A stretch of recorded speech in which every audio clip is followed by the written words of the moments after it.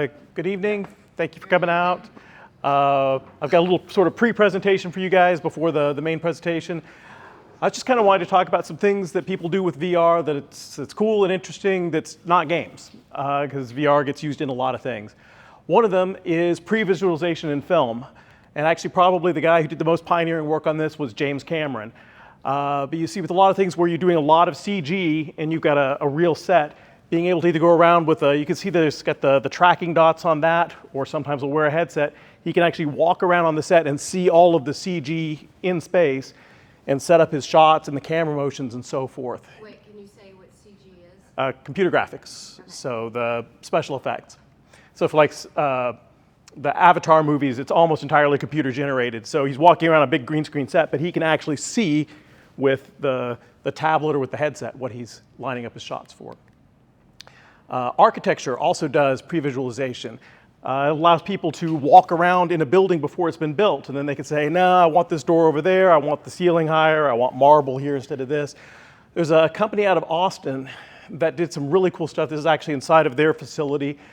Basically what they did was when they had a new construction for a new residential area, they put up this 5,000 square foot tent, and you can see it from the top there, and they let people wander around in it, in the headsets, and they got to walk through the homes that they were potentially buying, the different floor plans. And they could try out all the floor plans, and they could make changes. No, I want hardwood here instead of tile. I want this type of material. And normally with a housing development, they build a model home, but that's just one floor plan. This allows people to walk through any floor plan and do customizations. And they said it did really, really well for them in selling things because people could walk around in real space, like the actual spaces where this wasn't teleporting around, they were physically walking around as a 5,000 square foot space. Medical visualization, when people do MRIs and CAT scans and things like that, and they're going to do surgery, the doctors can visualize what they're going to be getting into as they get into the surgery ahead of time. Or in some cases, even while they're doing it, they can overlay it with augmented reality. For medical training, this is also really valuable, and there's a lot of companies doing this. This one is for knee replacement surgery. I have actually tried this one. It very much convinced me that being a doctor is not for me. Right about the time I took the drill and started drilling into their knee and the blood started pouring out, and I was just like, okay, I'm good. But it was really cool because it showed you the exact angle you should have the drill and how far you should be moving it and all of these things. And so you could practice it over and over again with no harm done if you get it wrong. And once you're completely comfortable with it and have a lot of practice, you can actually work on a human. Pain and anxiety management. This is actually one of the oldest uses of VR. It turns out that if you're in VR, you become less aware of your physical body and you experience less pain. One of the first uses people did for this medically was burn victims that have the skin abradement where they take off the top layer. It's extremely painful, but they would put them in a calm environment with snow and snowballs and everything, and it was as effective as opiates in managing their pain, but without any of the associated side effects or negatives. Also, people who are claustrophobic, being able to use a headset within the MRI takes that out of them because they feel like they're in a much larger space. This is actually fantastically technically difficult to do because you cannot have any metal in an MRI. So that's why it looks really strange, because they're actually sort of piping everything in with reflective surfaces. So they did a pilot at Memorial Hermann Prevention and Recovery Center for people who were detoxing from drug addiction, and we actually helped them, Houston VR helped them with this pilot, because people would check themselves out. It's a voluntary facility, and they'd start to go into withdrawal, they would freak out, they would ask to leave, and they said, we need something where we can put them in a calming experience and then kind of slow roll the paperwork on checking them out and see if they'll calm down and stay instead. And it was very successful for them, actually. It's something they've been looking to do a wider application with. So physical therapy.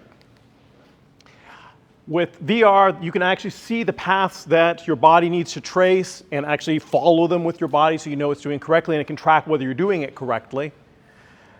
In some cases, with, for example, people with spinal cord injuries, being able to look down and see their body doing something it can't physically do helps it to rebuild the pathways. They are having a lot of success with that because it reinforces in your brain, oh, I'm telling this body part to do something and it's actually doing it, and therefore it reinforces it and it builds those connections. So it aids in reconstructing those pathways. Elder enrichment. You might not think of older people when you think of VR, but actually there's a lot of great opportunities because a lot of times they're mobility limited. They can't get up and go around. There are applications where they can go and visit places that they lived when they were younger, and they can do it socially in VR. They can all see it together and they can say, hey, this is where I met my spouse, this is where I went to school, and they can all see that in VR and share it, which is a really powerful experience. Also, another one I thought was really cool was it was a nursing home where a lot of the people in it were World War II fighter pilots. And so they put them back in the planes that they piloted in the war and let them fly around. They were all still very much capable of flying the planes and really enjoyed it. So virtual tourism, being able to go places that you can't go or that are dangerous to go or that are restricted for most people is a really cool use. This is something called the Infinite. I'm not sure if it's still available here. It's in Sawyer Yards. It may have already moved out, but if it's still there, you can check it out. You get this large space. They've got the glowing dots on the floor to track position, and you can have a lot of people in there. What you do is you go into the International Space Station, and you can physically walk through it at full scale. And in each of the areas, you'll have these spheres, and if you touch the sphere, it puts you into a 3D 360 video in that location. So you can see what the astronauts see there. And you can actually go out on the outside edge. The first time I did a exterior bubble, the vertigo was incredible, but it was absolutely breathtakingly beautiful. This is the tomb of Nefertari. It is open to the public, but not all of it, and you also can't get up close with a lot of things, and it tends to be very crowded and restricted. So I have known people who have visited this tomb and then have visited it in VR and said they actually preferred visiting it in VR because they were able to go places they couldn't go and get up really close to the artwork, and it was just them. They weren't dealing with crowds. So journalism. You can use VR for advocacy. Clouds over Sidra was 360 footage filmed in a refugee camp. When people actually feel like they are somewhere and they see human beings in a situation, that forms a very powerful emotional connection. So you see a lot of work for advocacy and journalism. There was another one that took people through the experience of being in solitary confinement in a 6x8 cell and how claustrophobic that is. And even just being in there for 5 or 10 minutes is really psychologically challenging. Imagine being there for weeks or months. So, court cases for visualization of certain happenings in the court. This was a case where somebody was rushed by a group of people and pulled a gun, and they were able to put people in the position of the defendant, seeing all these people coming at them and giving them an understanding of why he felt threatened. So they can reconstruct crime scenes and so forth. Dangerous scenario training. Active shooter training is one of the most popular uses for this, training first responders. Also, I've gone through the training on the other side of how you're supposed to respond in the case of a lockdown, and discovered very much that you have to move quickly and understand exactly what you're supposed to do. And so people tend to freeze up. And so by going through it and knowing what they need to do and do it quickly, they can greatly improve their outcomes. This is William right there doing some firefighter training. This was extremely cool because the hose actually is attached to a reel that pulls back to simulate the force of the water. The jacket is lined with heat elements, so as he gets close to the fire, it heats up. And so he was actually going through the process of putting out a fire. And this is something where you can do things, and they do, for firefighters, actually set things on fire and have them put it out, but this is safer, easier, cheaper, and you can put them in a wider variety of situations. It was actually a fire on a tarmac. It was a jet engine. Jet engine fire. It is incredibly costly and difficult to train on, and that's why they. Right. So art. You can actually sculpt and paint in 3D. There's free programs like Tilt Brush and Open Brush where you can do this, and sometimes even collaboratively with other people. It's a really cool experience painting in 3 dimensions, and people have done some really, really beautiful things.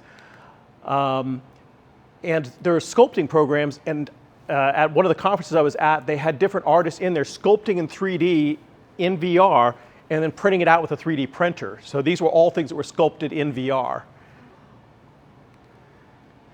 Also with augmented reality glasses, you can create public art installations in places where you couldn't really do that. And everyone who has the AR glasses can see them and experience them together.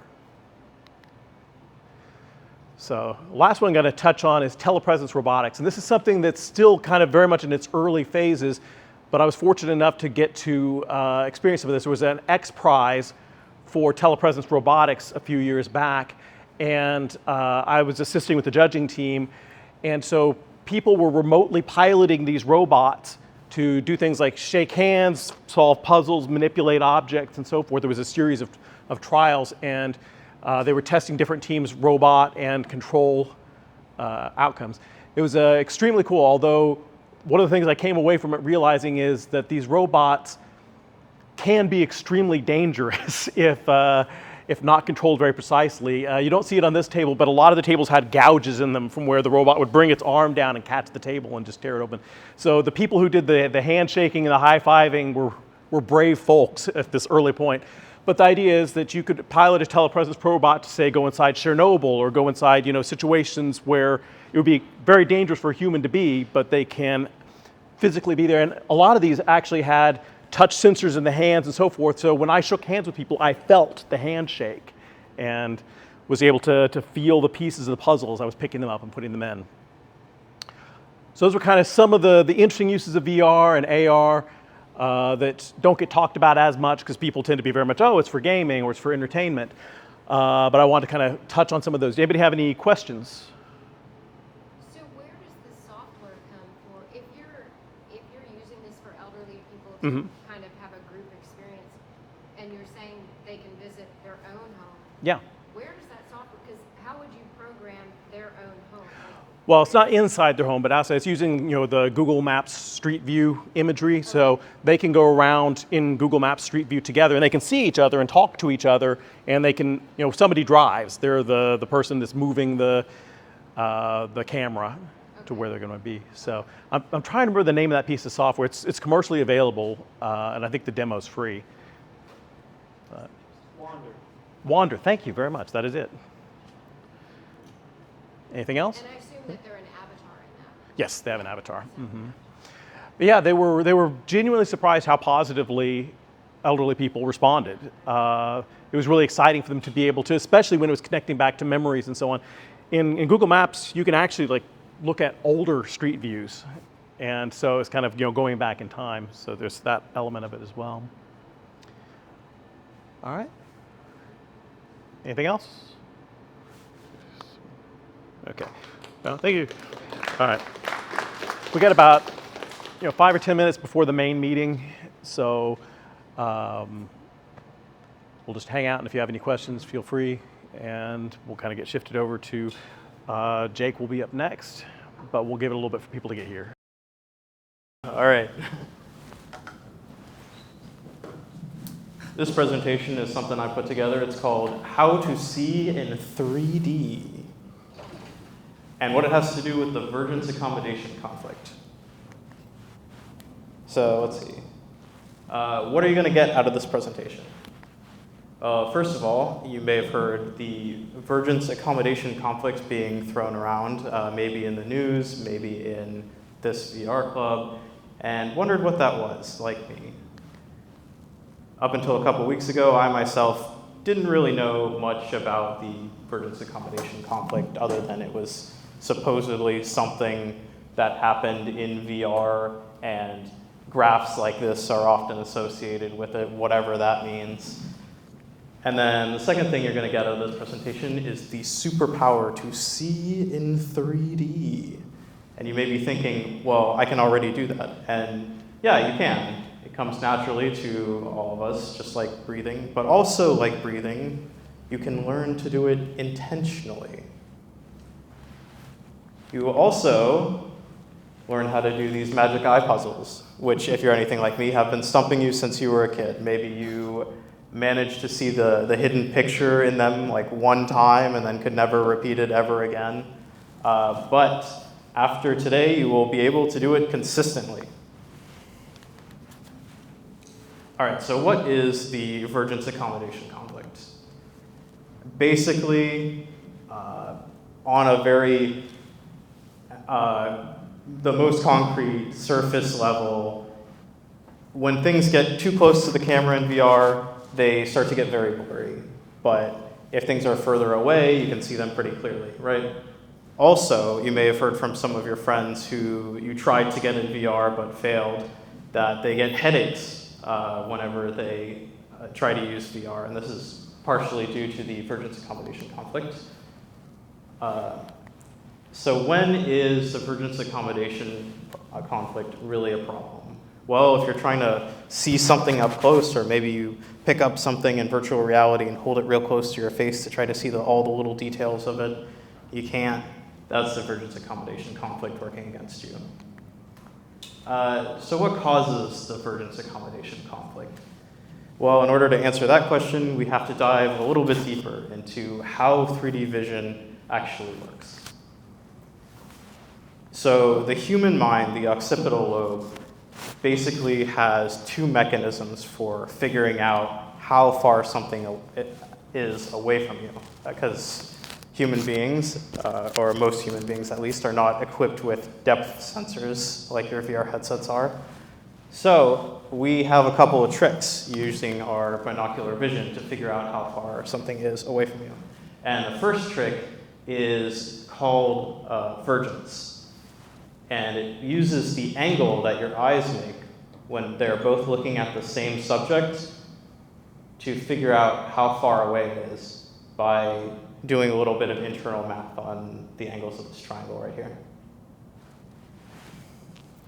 And then the second mechanism is called accommodation. If you've ever used a camera before, you may have noticed that you have to focus it in on your subject.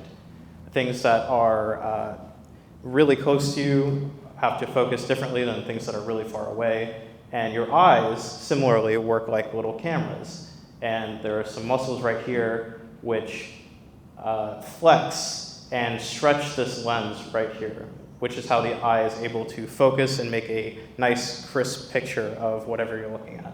And the degree to which these muscles have to flex tells your brains some information about how far away the subject is. So the angle that your eyes make together is called vergence, and the amount of flexion that your lens muscles have to do is called accommodation. And that's where the vergence accommodation conflict gets the first two parts of its name.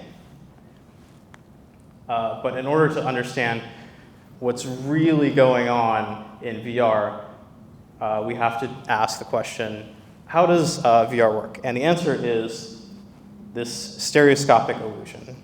All types of VR, whether it is a Google Cardboard, one of your classic phone VR cases, your Viewmaster, or like an Oculus Rift, or one of the new Steam frames, basically all work using the same optical illusion.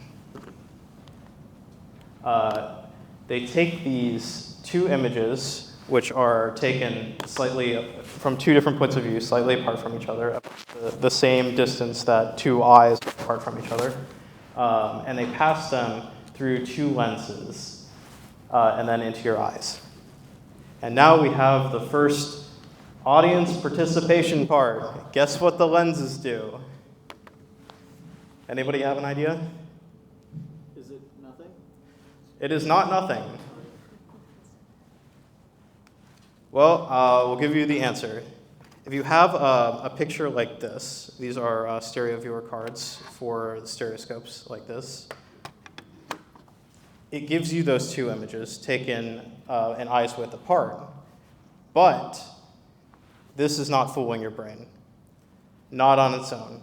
Because your vergence of your eyes tells you this is only like a couple of feet away from you.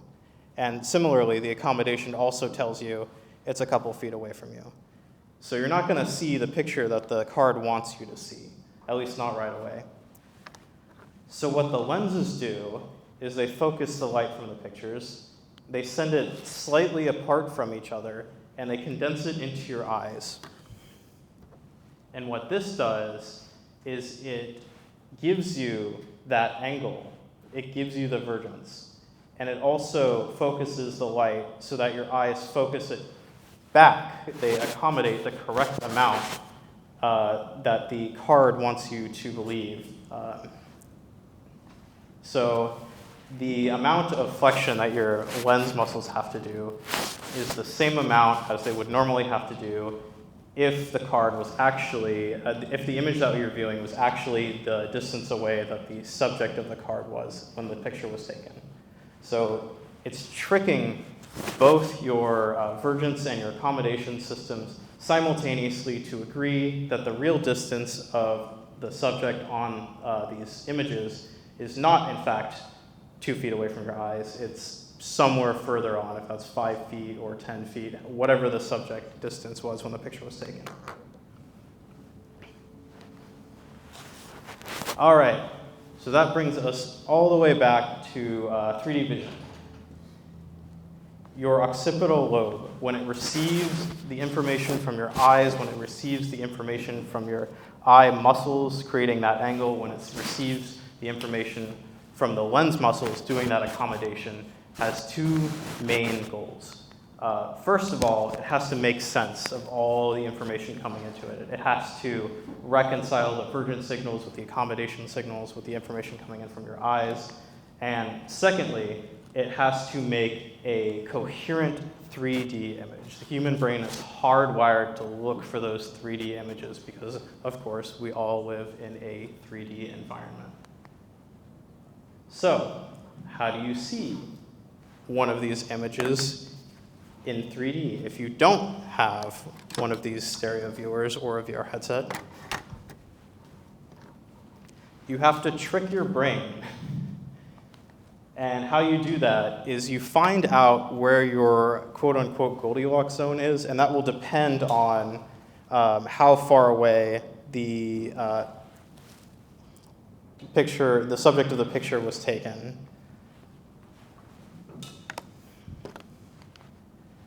You will have to alternate between focusing on the information coming in from your vergence system and the information coming in from your accommodation system. So if you focus on the information coming in from the angle of your eyes, if you angle your eyes the correct distance away to create a 3D image as you're looking at one of these cards, you will create a 3D blurry image. It's going to look something like this. Why is this the case? Because your vergence is telling you the correct information for creating a 3D image, but the card is still going to be like 2 inches away from your face. So your accommodation, your lenses, it's going to be unfocused. And if you focus your lenses the correct distance away, you're not going to get the 3D image, but it is going to be crisp. So you're going to get this weird double vision effect, but it's going to be crystal clear. So what you have to do is continuously alternate between these two until they get close enough that your brain just decides it doesn't care anymore. It's going to stop fighting you, and it'll just make sure to prioritize the 3D coherent image over reconciling the vergence and accommodation signals, and it just gives you the crystal clear 3D image. It takes some practice, but it is possible to do. And here's our second audience participation part of the program. I put some stereoscopic images like these that are good to practice with into our Discord. If you don't have our Discord, there's the link, there's the QR code. But you can try with some of these physical copies as well if you'd like to come up and get some to practice with, or you can use the ones on the Discord. Me personally, I find it much, much easier to try this with a cell phone, especially with an image that features like a long hallway where you can really get a sense of 3D perspective. But try it, see how it works for you. How long did it take you? It took me like a couple minutes. It's really not that hard once you get the feel for it. But what you want to do is take one of these stereo viewer cards. They're all in the virtual reality channel of the Discord, by the way.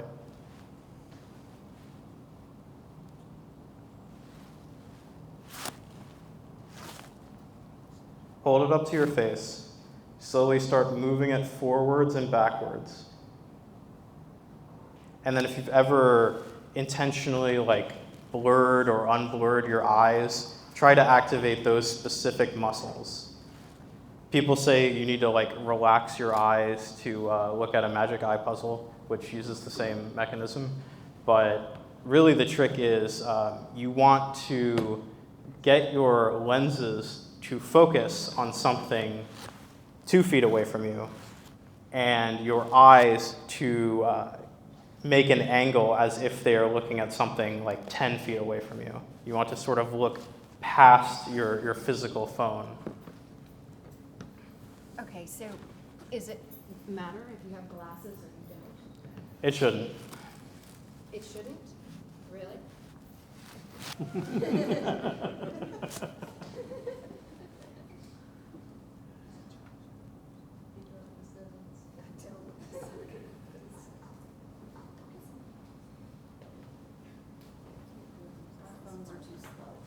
don't know, yeah, how much more? Let's see.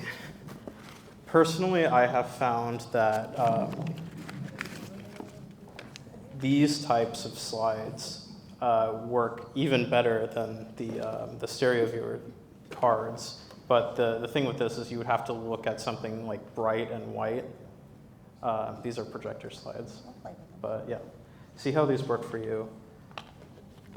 This one works really well. Let the kids try.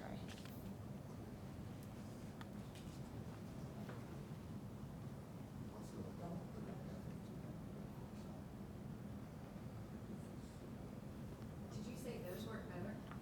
Yes.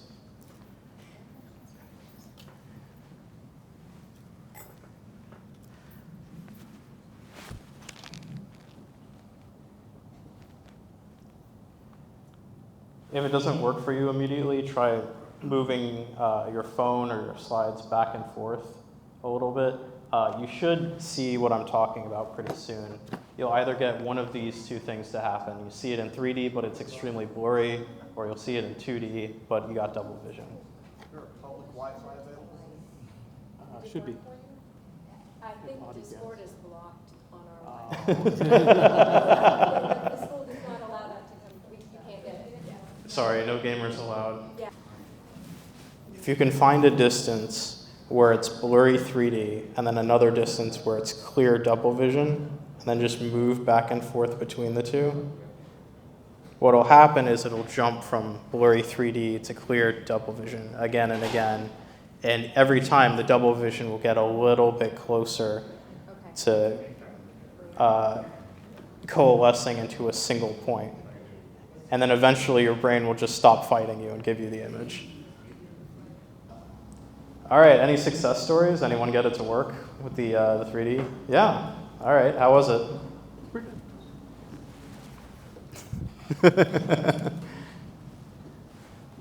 All right, cool. If you can do these lenses, if you can do these slides, then you can definitely do the magic eyes in the Discord or online. But in a nutshell, that's the optical illusion behind how stereoscopes and how the magic eyes both work.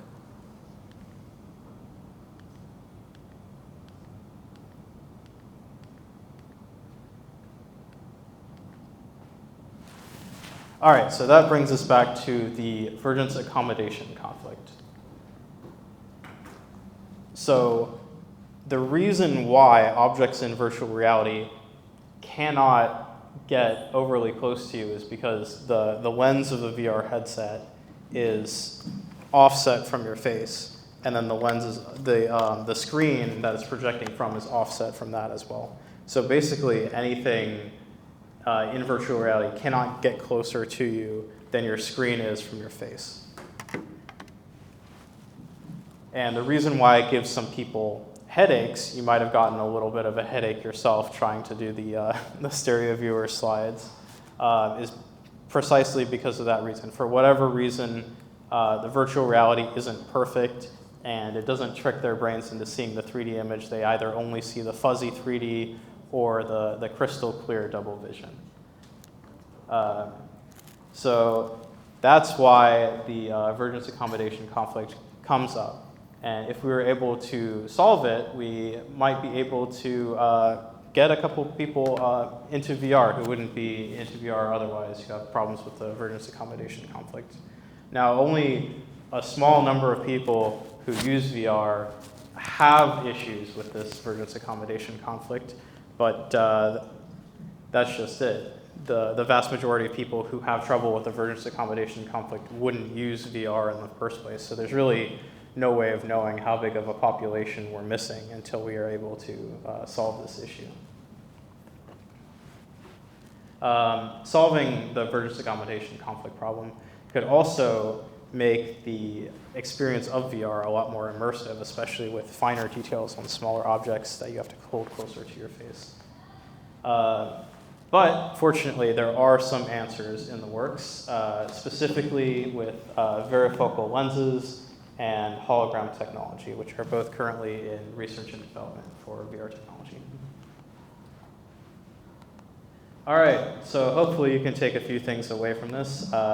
Maybe you learned a little bit more about the optical illusion behind VR and behind magic eyes. And maybe this diagram will make a little bit more sense to you in the future. And maybe, just maybe, practice working out your eye muscles and your lens muscles and are now hyper aware that everything around you is in 3D, which, sorry, not sorry, maybe we need a little bit more of that in our lives. You go around, everything's on a screen these days. You're looking at your phone, it's 2D. You're looking at your laptop, it's 2D. But it's good to remember every once in a while that we do live in a three-dimensional world, and our brains are prioritized to accept three-dimensional information. So exist in the 3D world once in a while, exercise your 3D vision, have fun. Any questions? I always had a question about how it's possible to even create magic eye images. We used to have like a blurry blue picture in our hallway, and my parents always told me that's Jesus, and I could never see it. And so I got it to work one time, and I was always like, this is so cool that I can see this. How did the artist make this? Great question. Usually when people make magic eyes, they have to sort of reverse engineer them and create two images as if they were looking at something from two different apart, just like how stereoscopic images are made. So basically, it's similar to the process that they use for, you know, those 3D movies where you have to put on the blue and red eyeglasses. They do a similar thing where they guesstimate how far away one eye is from the other, and then use that perspective to make the image.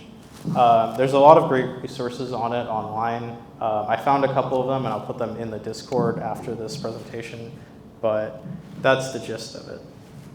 You had a question as well? Yeah, how directly is this related to when people have issues with mouse look versus over-the-shoulder perspective on their character? Like so for example, VR chat, you know, you're seeing your hand in front of you, but you're not seeing your avatar, whereas like, for example, in Second Life, you can choose between the perspectives.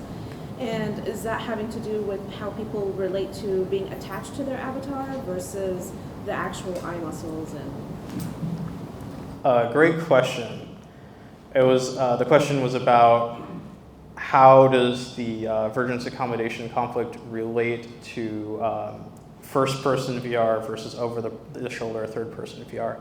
And the answer is, I think they're two different issues. If you're having trouble with over-the-shoulder VR as opposed to in first-person VR, that may have to do more with depersonalization and the removal of the agency from the actual character.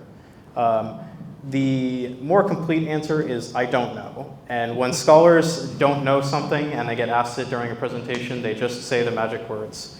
That is beyond the scope of this presentation. So maybe we'll talk about it in a future meeting. But good question. Thank you. Anyone else? I've got one more, and you touched on it, but the new iPhones, they have two lenses right next to each other that create that 3D look, but on a headset, the cameras are outside of your eyes, so they're a little wider.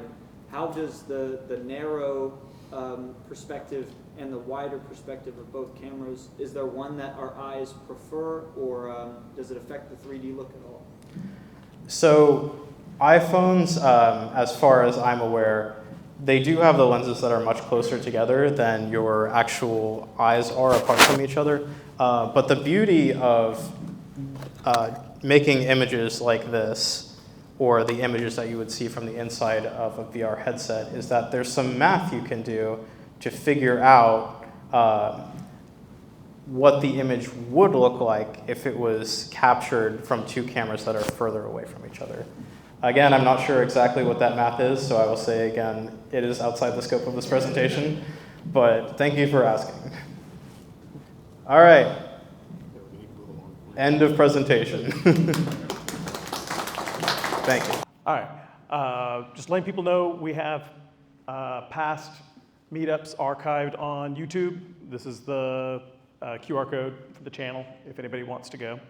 I'll leave it up for just a sec. All right. So we're Houston VR. We've been doing this for about 12 years. Tonight's speaker, our main speaker, is Aleatha Singleton. She's going to be connecting in via Zoom here in about half an hour.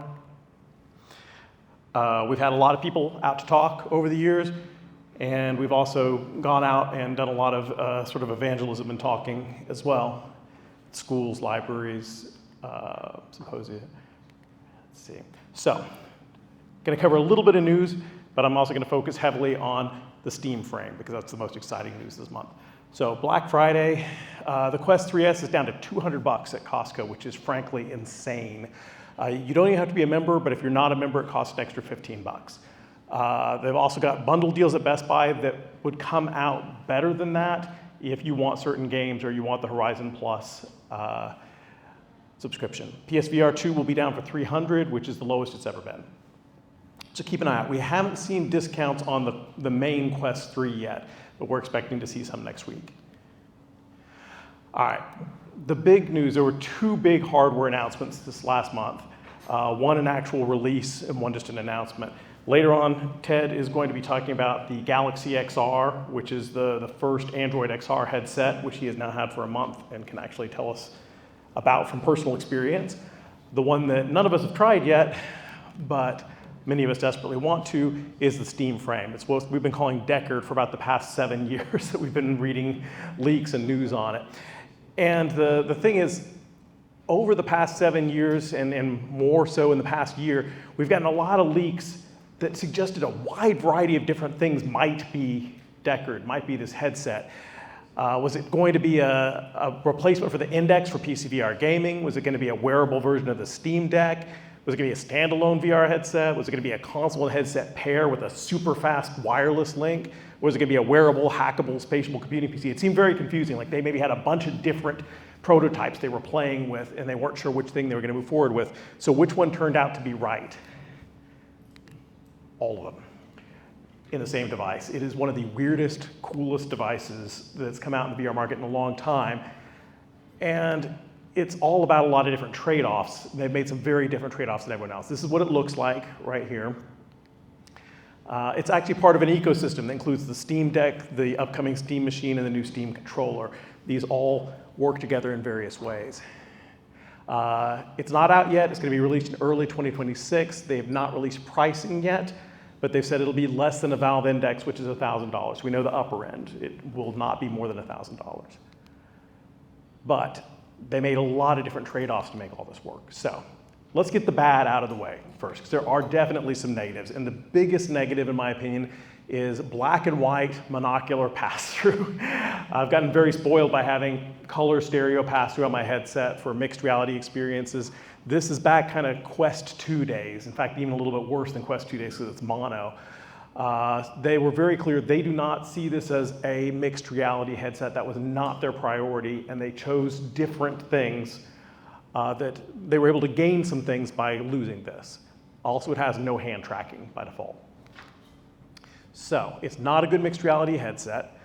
It's using LCD screens, not OLEDs or micro OLEDs, and it's about the same resolution as a Quest 3. So it's a very respectable screen. It's a good screen, but it's not a next generation screen. It's not an exceptional screen that everyone's kind of hoping for. So it's not an ultra premium like the Apple Vision Pro. So what is it? It's a bunch of things. Let's go through each of them. One, it's a next generation PC VR headset. Like you're hooking up to a PC and you're playing PC VR games. And this was what the Valve Index, the old Valve Index was, their prior one.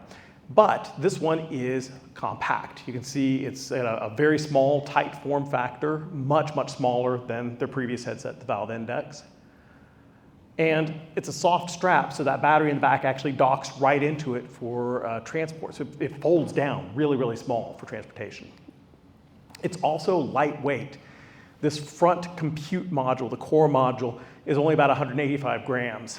That is significantly lighter than pretty much any other standalone VR headset on the market. There's lighter ones like the Big Screen Beyond 2, but they're tethered PC sets. So this has actually got its own computer in there, it's got its own cameras, it's doing its own inside out tracking. Everything that matters lives in that little sliver right there. It's super compact. And then separately, they've got the head strap and the battery. Also, the audio module is a separate module. But those 255 grams, you put it all together, it's about 15% lighter than a Quest 3, but it's better balanced because all of the battery weight is in the back, so they're balancing each other out. So even though it's only somewhat lighter, it feels significantly lighter. It's much, much more comfortable for long-term wear. And that is one of the big things. They said they wanted this to be something you could wear comfortably for an extended period of time. Now, this is where they did the magic. This is genius. So, first of all, the headset has 3 different radios in it. It's got one that just talks to the controllers. It's got one that goes out and talks to the internet for multiplayer or what have you. And then another one that's dedicated Wi-Fi 6E that just talks to this dongle that you plug into your PC. Now, you can use your own router, but it won't be better than this. So this is a super high-speed, super reliable link that you just plug it into your PC, it just works. And this is feeding all that. And they were saying that they were getting, no perceptible artifacts, no banding, and no perceptible lag at 50 feet. So good range. Line of sight 50 feet. Line of sight 50 feet, yeah. 6E does not go through walls, so do not walk into a room with a wall in between.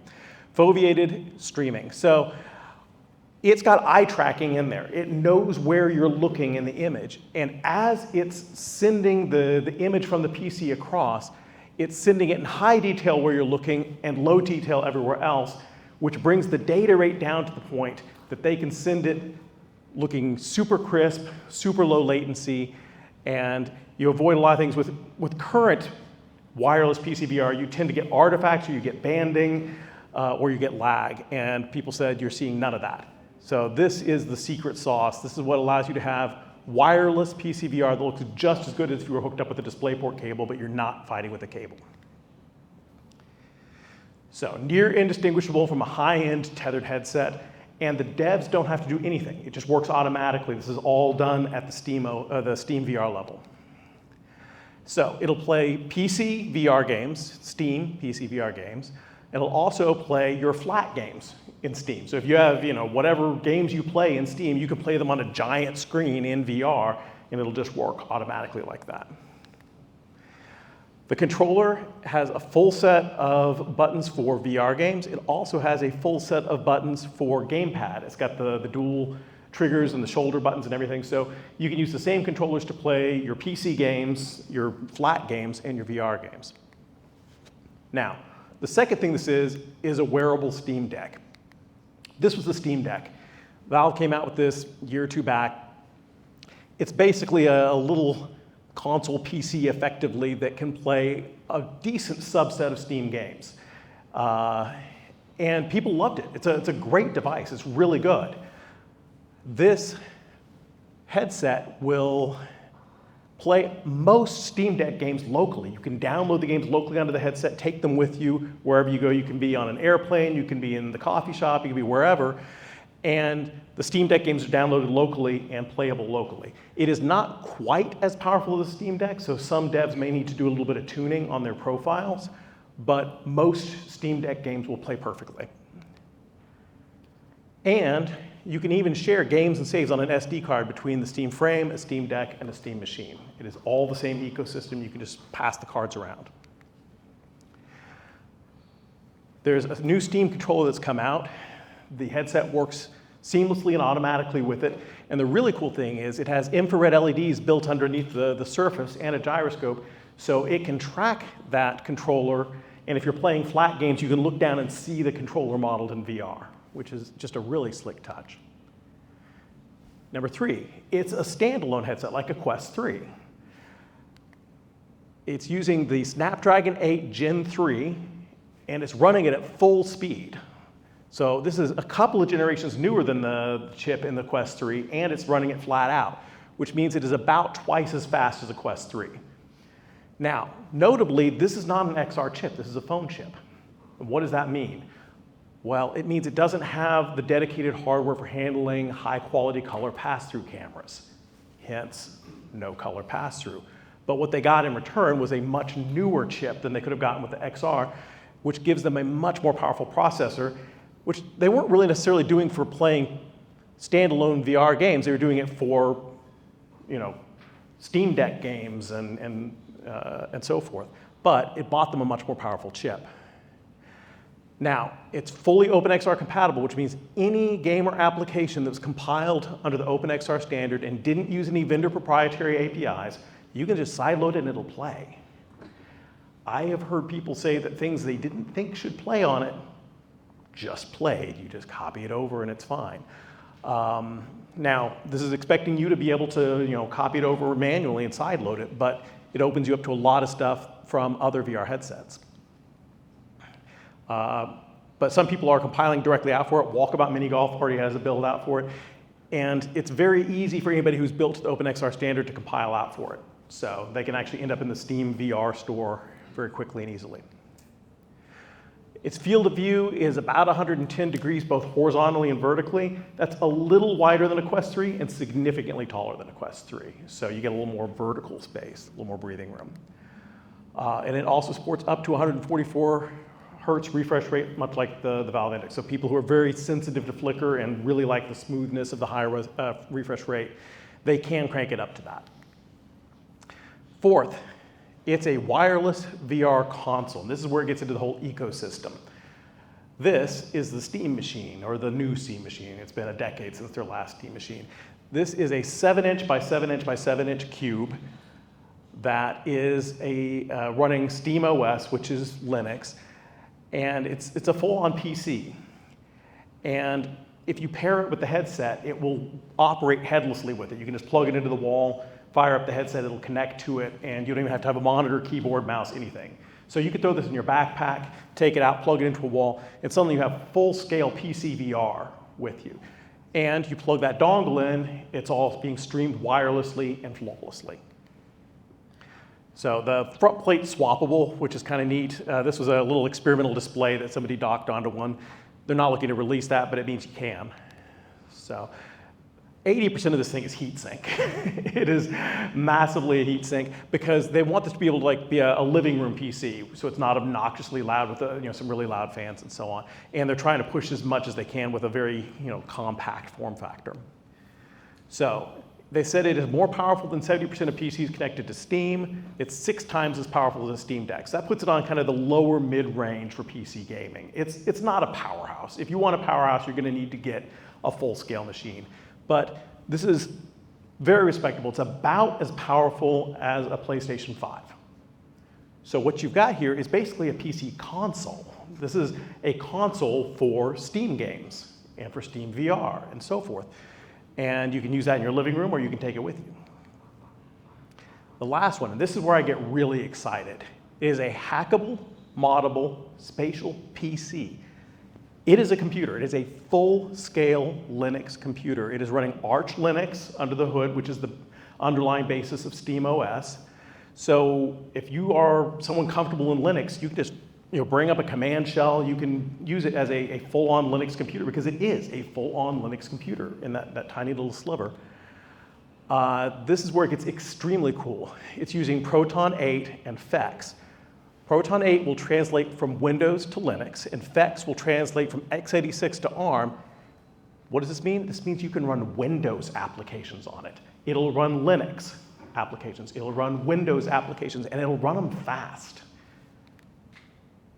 It will also run Android applications. So this is a Swiss Army knife. This is a PC, and it can run applications from 3 entirely different ecosystems, and it's a full-on computer. If you bring like a foldable keyboard and a wireless mouse in a little packet, you could just treat this as your laptop. You don't have to have a laptop at all. It's a full-on computer, which is really, really cool, because much like a computer, they're not going to stop you from doing anything. You can build for it, and you can build for it in any of those ecosystems. You can build a Windows VR game. You can build a Linux thing. And this is the cool thing. All of those PC games on your PC, you can copy them onto the headset, and as long as the headset's powerful enough to drive it, it can run it locally without a PC. So just think of this as like a very cool, very hackable laptop that you can wear and take with you. It's fully modular. They're putting out the CAD designs for all of it, the pinouts for all of it, so anybody, hobbyists, third parties, anybody can build accessories and replacement modules for it.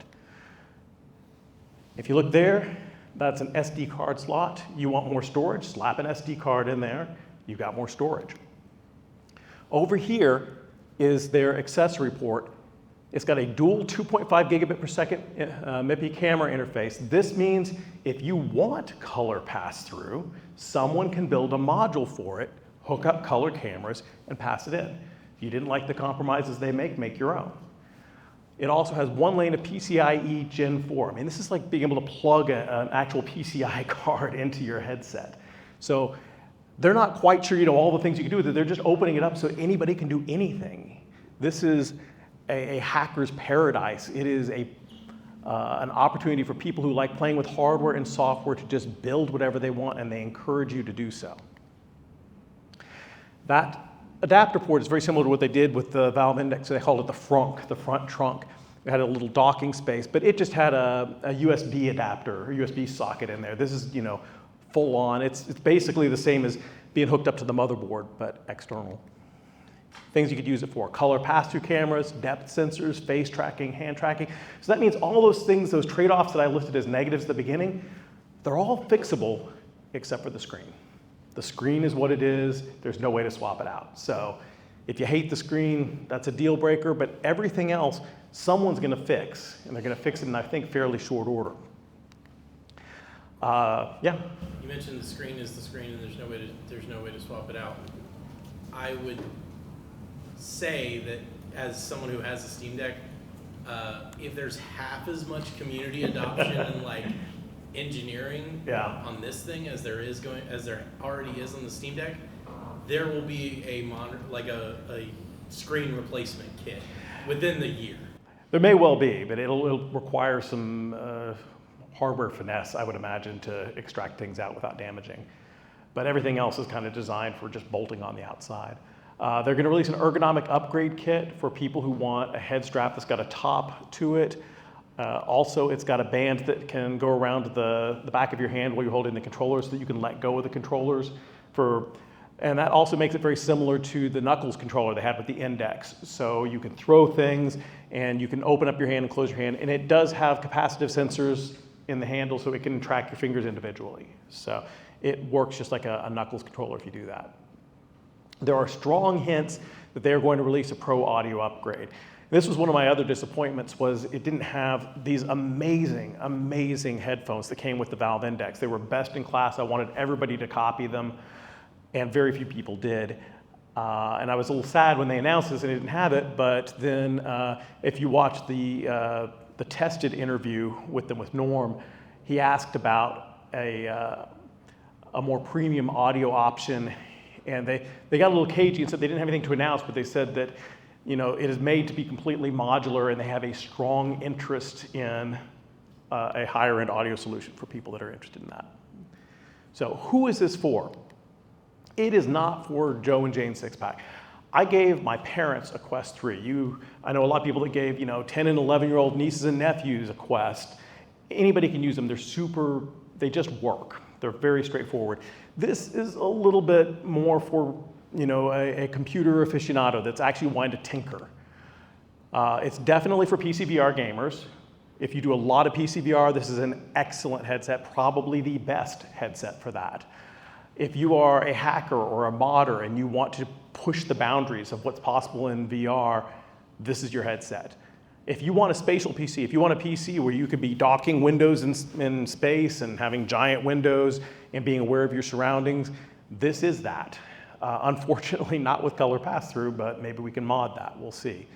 And anybody who wants a lot of freedom in how they use their hardware, Valve is a huge believer. This is your hardware. You should do anything you want with it. You should change it, modify it. They said if you want to run stuff on it that makes it completely useless as a VR headset, that's up to you, which means you can. There's no safeties on it, but it is also very powerful that way. Okay, that was the end on that. How are we doing on time? Oh, actually, we're all right. Anybody have any questions? Yeah. So have they said anything about how well it may play with the Oculus ecosystem? Because I know in the past, it was always third-party kind of. In theory, anything that uses proprietary interfaces in the APK and the executable shouldn't work.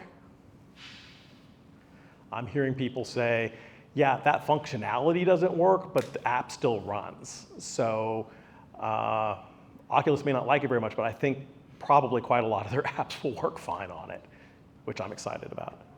Yeah. What has the response been from competitors? Kind of radio silence for the most part. I'm not sure they see it as a competitor particularly. Meta is very focused on standalone. This is primarily focused on PC VR. It is also a standalone, but that's a secondary priority for it. And as I said, Meta is very much aiming for the wide release for everybody. This is for people who are a little more technical and know what they want. And there's definitely a market for that. I think they were saying they were going to aim for between 300 and 400,000 in the first year, which from a Meta point of view is round off error, but is respectable for a smaller headset. But the stuff that they're doing as far as pushing the boundaries on what's possible with PC VR and opening it up for people to hack it and modify it and try new things, that's where the market grows. That's where we learn new things and we try new things and discover new things. But their trick with foveated streaming, that's huge. And I think that's going to spill over into a lot of things, including cloud gaming. So, anything else? Yeah. So I'm just speculating at this point, but I think this is actually really good for anybody who got in early and hasn't made the jump to like a Quest or something like that for fear of like losing all of their content and stuff, especially if you were a Vive person early on. Yeah. You got a lot of your content on Steam, like me. And then, Oculus, you can do like the MetaQuest link back to your PC. Yeah. It does work pretty decently. But if you were like holding off and waiting for like the next big thing, this is that huge jump. It so is. You can leave behind the cables, you can leave behind the base station. This allows you to have full quality PC VR without the cables in a compact, comfortable headset. It's very, very cool on that front. And also, just if you're a gamer in general, if you play a lot of Steam games, now you can play Steam games on a 100-foot IMAX screen in your living room. Or if it's powerful enough to run it, you just download it to the headset and take it with you. And now you got it anywhere, which is cool. Yeah. Does the foveated eye tracking, does that carry over to like movies that you would watch in VR? If you are streaming it from the PC, yes. Anything that's coming from the PC is going to be using that, what's called foveated streaming, where it's concentrating its detail and quality where you're looking. Now, this is not foveated rendering. It is still rendering on the PC the full field of view at full detail. It's just transferring it selectively. This does not stop people from doing foveated rendering. You can do both. But the developer has to support foveated rendering, whereas foveated streaming they get for free. It just automatically happens. And the eye tracking data is available to the developers, so if Yes. you have a social VR app like VR Chat or something like Right. that, you can tap into that. So if the app supports it, it is an eye-tracked headset effectively, so it is fully accessible. It's not like just for the foveated. And the rumor is that the Quest 4 will have eye tracking, so we may be moving into a market where eye tracking is just standard. So I think some really interesting things are going to come out of that, both good and bad. Did they mention anything about battery life? They did, and they said it is very, very complicated because it is doing a huge range of things. If the PC is doing all the rendering and it's just transferring it across, it could last 4 hours on a charge. If you are running a high-end PC VR application locally on the headset, you'll be lucky to get an hour. But that battery is swappable. It is a modular thing, and it also has a USB port, so you can plug in an external charger. Expect to see a bolt-on battery additions. Oh yeah, there's going to be some really cool mods and additions for this. I'm excited because this is the sort of thing that gets the community's imagination going, and people start making really cool things. Have they said anything about the desktop mode? Like the Steam Deck has, you can switch into desktop mode. Yeah. And full PC experience. Yeah, same. Have they said can you access that from within the Yes, you headset? can, from within the headset. It's a full-on PC. You can bring up PC windows and desktop windows and whatever. They will not stop you from doing any of that. Is that only while streaming, or is it while it's in local? No, local. That's what I'm saying. You can treat it as a laptop. It is a laptop. That's what I use my Steam Deck for a lot. Yeah, I there you go. dock it and use it as a desktop a lot of times, so that'd be perfect. About the only thing you can't do, as far as I have seen, is plug it into a TV like you can with Steam Deck and use it that way. So. Is there an Ethernet port, or is the 6G enough to handle whatever you need? There is no Ethernet port. That 6E is plenty enough for doing the streaming that it's doing. So there is no display port, there is no Ethernet, anything. All of the internet communication is going through that secondary radio, so it doesn't interfere with that 6E radio for streaming. Okay. All right, we're going to get to our main speaker here. Let me, hopefully, bring her online. All right, hello. I'm Aleatha Singleton. I'm from Ninja Robot Studios. I've been a UX designer for a very long time and kind of teach and educate people on UX best practices for XR. And I do want to get to know the people here a little bit. So I have a couple questions for you. Have you ever had to force yourself to stay awake going through training? Yes. Yes. And it can be any kind, doesn't have to be VR, any kind of training. Yes. Yes. 100%. Yes. Yeah, I'm speaking from experience here as well. And have you ever been so distracted by bad training design that you couldn't focus on what you were learning? Yes. Yes. Bad design, same thing work delivery. Yes. It Yes. can be frustrating, right? And I just experienced this recently. And especially if there's a test involved and you keep getting answers wrong because you couldn't stay awake during training. I've done that. And then of course go through the whole training again because it requires you to pass the test before you can finish it. It's not even your fault, it's just really bad training design. And that feeling of frustration of poor training design is amplified in VR. How many of you ever tried VR training? Many of us. You do? And how many of you have experience creating VR training? So today we're going to explore what makes VR training compelling and effective. And we're going to talk about how we can prevent that amplified frustration that you get in VR when things don't go well.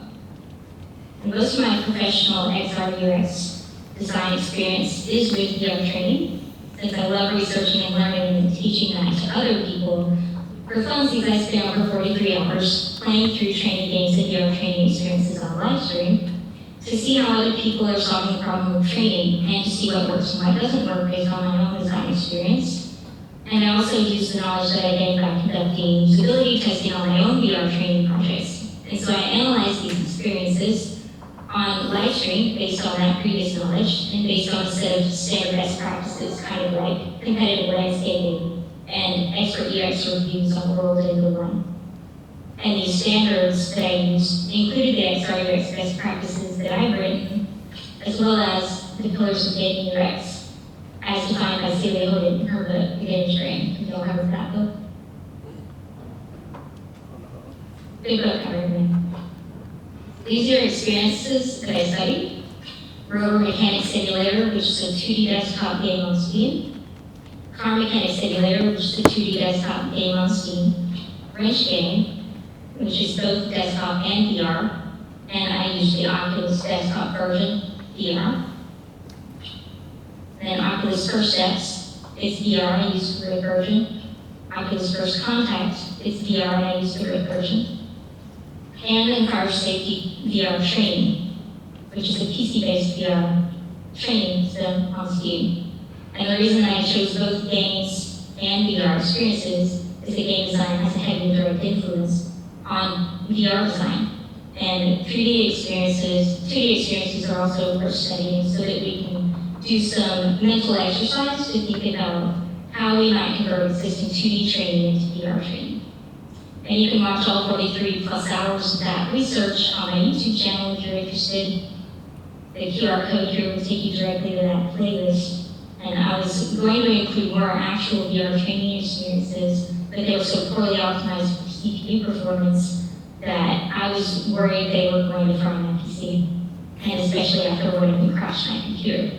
And that in itself can be a very important lesson about optimizing our VR experiences for performance. But today I'm taking all 43 hours of that research and advice that did not get lost in the crash, and I'm condensing that down into a 43-ish minute education summary for you. So you don't have to watch all that footage unless you're just really interested, or if you want to help out the algorithm. So first things first, we have to remember the goal of VR training. The ultimate goal of VR training is to immerse people into the subject matter. People need to be able to focus on the actual stuff they're supposed to be learning. And the technology should not get in the way of that. But we can get so caught up in the process and technical aspects of what we can and can't do that we lose sight of that seemingly simple goal. But regardless of whether you're dealing with a top-level AAA quality VR training experience or an experience that's fully designed and fully executed, there's one overarching theme that affects all VR training and all experiences, and that's the awe factor. There's a reason this became made. And for those of you that have used VR before, you can probably remember your first time putting on a headset. It can be overwhelming. It can take a while to get your headset and your controller situated. And you're absorbing all these different sensory inputs, and it takes a few minutes to get acclimated to a new world. And it's consuming a big chunk of your cognitive focus to take all of that in. And then when you pile brand new learning content on top of that, it's going to cause information overload. And that makes it very hard to learn and retain anything useful. Think back on your own experience when you first put on a VR headset, or when you tried some new tech, or when you arrived at a new location you've never been before, like a foreign country, or just taking in new information in general. As VR training designers, we need to think about how we can manage that initial overwhelm so that people can focus on what they need to learn. And we need to remember this and take it into account whenever we design VR training experience. And some of you who are more used to VR may think that it's not that big a deal. You're able to put on your headset and get straight to the task at hand. But something that a lot of creators and early adopters often forget is that if you're on the team creating the experience, you're not your target audience. You're deeply embedded in the tech. You live and breathe it. So interacting in these virtual worlds is second nature to you. And you can completely take it for granted and forget that there are more people that are new to VR than there are people who are used to it. At least for now. That might change in the future, but we can revisit the best practices when that happens. But for now, most people are still into it. So it's going to take them longer than you to process information and successfully complete interactions, and this can be intimidating for them. And that then adds extra cognitive load. I know that may not be the case for everyone. And that highlights why knowing your specific target audience is so critical. And you can do this by putting people from your target audience in your target headset and observing where they struggle. See what works, what doesn't work. You, the designers, you, the developers, you, the project team, you are not your target market. And your own expertise can become a blind spot when you're creating VR training. Remember, like I said, the goal is to learn the content being taught without being distracted, trying to figure out how to interact with the virtual world. There's a lot of instructional design theory and usability that informs that, how you do it, and we unfortunately don't have time to go into all of that. But I will give you resources to learn more, and I'll give you a quick highlight overview of some of the most important concepts now. First, give people time to acclimate to the new virtual world before starting any training content, and this can be done in multiple ways. That's why it's a good idea to try out a bunch of different experiences and see how others have solved this problem, and determine from that what's going to work for your specific use case. Not just so you can copy, but so you can get inspired.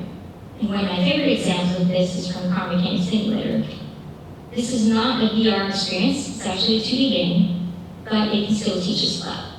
We can see that they designed the onboarding environment to not be overwhelming. You spawn into a garage with no color, except for the items that you're going to be learning. And you have time to look around, take in the environment, and then you initiate the start of the experience by interacting with a highlighted object that's in color and is glowing. And for those that are aware, highlighted and glowing objects are a very common pattern in game design that's used to grab people's attention and let them know what they can and can't interact with. The only thing that would have made this better is if everything was gray except the next object you interact with. I haven't streamed this experience yet, but Downtown has a VR version, and it does something very similar. Almost everything starts out gray except for a few environmental elements, and you pick up a gray object to learn about it. And as you learn the new vocabulary, the object turns to color. And the environment slowly adds more color as you learn about the objects. And this is a great way to reduce awe factor while also encouraging you to learn to keep going so that they can fill the whole room with color. Another important foundation is clarity. Basically, all of the in-world info, the visual cues, the audio feedback, haptic cues, all of these things need to be clear and easy to perceive. And most importantly, not be intrusive or distracting or overwhelming. And this includes everything from typography and font usage, color contrast, tooltips, UI design, and full panel placement. These things need to enable the learner to quickly figure out what's the most important thing for them to focus on at any given moment. And what are they supposed to be doing right now? Anything that's not relevant to right now needs to go away. A really good example of losing relevant information when you need it can be found in Car Mechanic Simulator. You're learning how to do some basic maintenance on a car. At the same time, you're still learning and getting used to which button does what on the controllers. Things are glowing when you need to interact with them, it's going great. You have these little tooltips that tell you which button to use to complete the task. But then all of a sudden, those tooltips go away. And you can't remember which button to use, or so you think you can't remember. It's actually a different button than what you were doing before. They wanted to simplify the experience for you at first to make it less overwhelming. So the Kind menu originally opens when you left click on the item. However, when the tooltip disappears, it stops working. They only figured it out by rage spamming the mouse buttons. They changed it to a right click. So now instead of learning car maintenance, you're distracted trying to figure out how to complete the interaction. And that can be really frustrating, or even infuriating, to be honest. And there are multiple ways that you can fix this. The most basic for this would be to just not change the interaction again. And the second most basic fix would be to keep the tooltips. Or if you set it up to where the learner pauses for a certain amount of time, show the tooltips again. Or if you detect people rage spamming buttons, that probably means they're trying to figure it out, so show the tooltips again. If they do that, or better yet, keep them persistent. Give people the option to turn them off, and if they're used to them and think it's distracting, then they're not annoying anymore. But then there are also ways to design them so they're not distracting. And contextually, they should update based on what the learners are interacting with. Keep the relevant hope where they need it, when they need it. And that stops people from having to guess, and it keeps the focus on the thing they're learning, not cutting the interactions. And that's a great example of clarity, where you're making sure your signals are clear and easy to perceive. Okay, the next big thing to think about is affordance, meaning the design or form of an object should inform its intended purpose. People should be able to intuitively know how to interact with an object just by looking at it. Some really popular examples are from Don Norman. They would be a doorknob that prefers turning, chair for sitting, headphones look like they should go on their head. It's built into the design, and you know how to use it just by looking at it. And then consistency ties into that, because people form mental models or expectations for how things should work based on past experiences. So the controls, the designs, the interactions, the mental models need to be consistent. And if they're not consistent, there needs to be a very good reason for it. As I've mentioned before, game design has a very heavy and direct influence on VR design. So we can learn a lot by studying the mental models and best practices from game design. For example, you quickly learn how to differentiate enemies from friends. Like in this example, the enemy has a different color health bar and icon above his head than you or your allies. And highlights are used to direct you to the next task or show you what's interactable. And in different game genres, like platformers versus RPGs, you expect certain mechanics and controls and behaviors. And there are expectations in the visual language. And those mental models directly carry over into VR. And then when those patterns keep changing, like it does in that example with Car Mechanic Simulator, it causes friction or confusion or cognitive overload. And that, of course, in the context of training, gets in the way of people being able to learn the actual training content. And that leads into something that's very interesting to me. And that is that these mental models can vary by region or country. A great example that I like to give is of the Sony PlayStation controller. They use symbols for their buttons instead of English letters. And this is a brilliant design when you're considering an international audience that has varied writing systems. The problem that you run into is when you get into the meanings of the symbols depending on the country, which, as a side point, is one of the main reasons it's a standard UX best practice to always include labels with your icons in your UI designs. But back to the main point, in the United States, the circle button is generally used as a back button in menu systems, and the X is for selection. However, in Japan, they're reversed. The X is the back button, and the circle is the select. Same exact controller, but different uses for the buttons.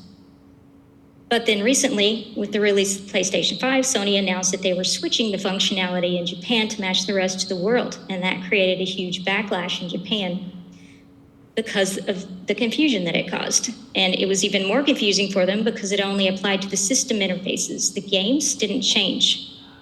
So your button functionality was switched depending on where you are and what you're doing.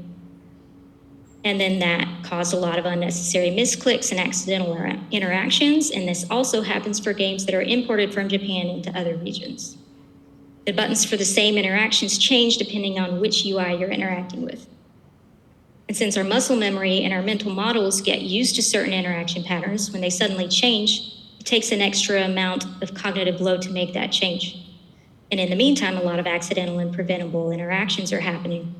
And it creates a significant amount of cognitive load because your muscle memory is so deeply ingrained, especially if you play a lot of games, your fingers just react automatically. And for those of you that don't game, think about when you touch type on a keyboard and you switch keyboards. Switch between Mac and PC, you're constantly having to remember which button does what, Control versus Apple key.